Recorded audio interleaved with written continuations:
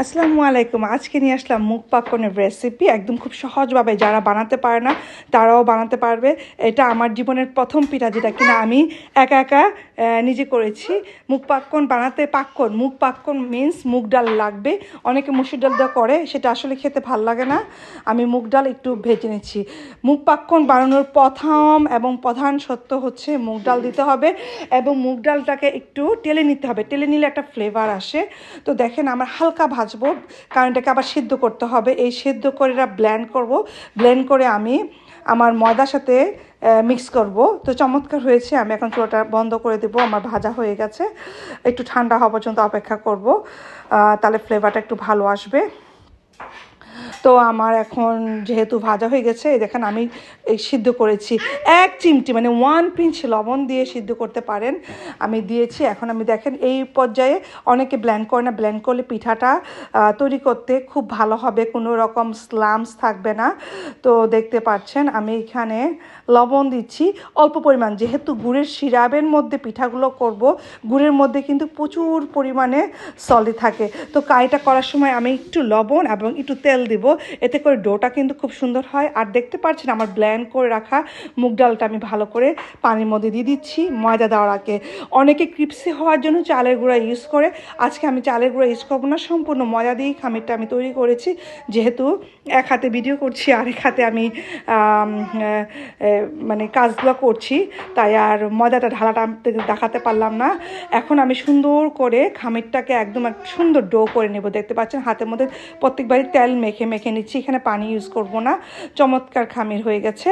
আর এই গরম গরম খামির সাথে আমি আগে একটা ডিম ইউজ করতাম, এখন আর ডিমটা ইউজ করি না। ডিমটা ইউজ করলে তেলের মধ্যে যখন পিঠাগুলো ভাজবেন তখন টু মাচ মানে আপনার ফোম হয়ে যায়।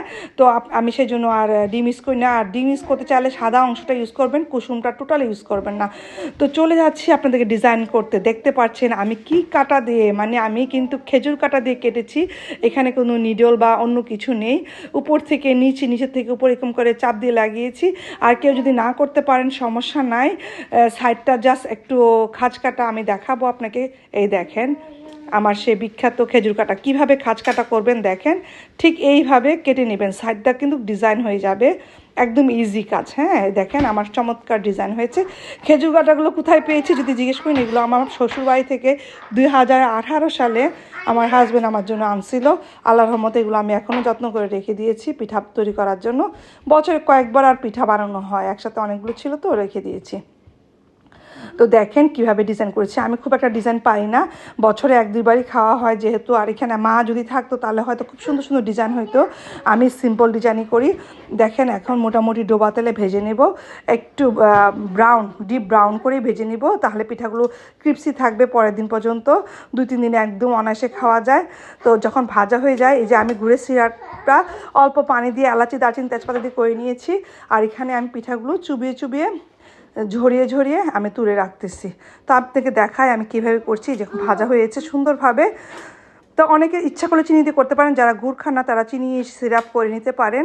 আমার গুড় দিয়ে ভীষণ ভাল লাগে, একটা মালপোয়া ফ্লেভার আসে। তো যাই হোক, যে আমরা যে তালের মালপোয়া তৈরি করি সেরকম।